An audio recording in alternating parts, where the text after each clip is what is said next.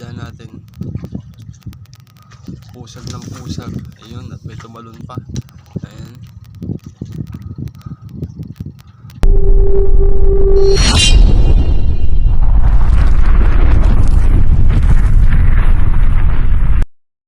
Hello mga kasampol.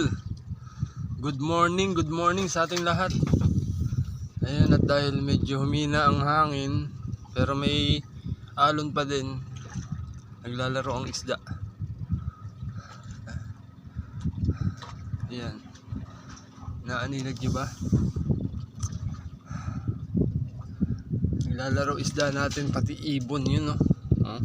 Umagang umaga pa lang may ibon na nag-aabang.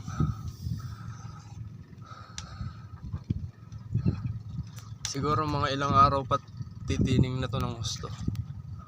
Ayan, isda natin. Pusag ng pusag. Ayun, at may tumalon pa. Ayan.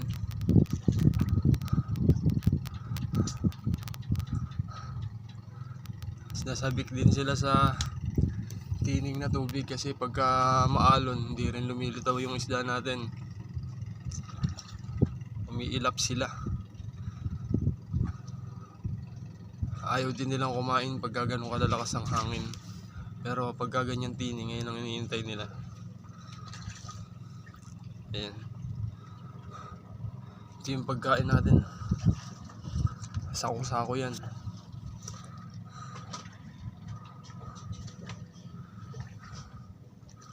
Papaliwanag na.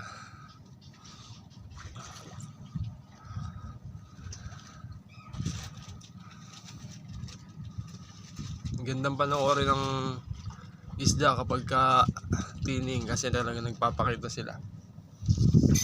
Pero pagka malalakas ang hangin, wala ho tayong magagawa doon. Talagang umiilap ang isda.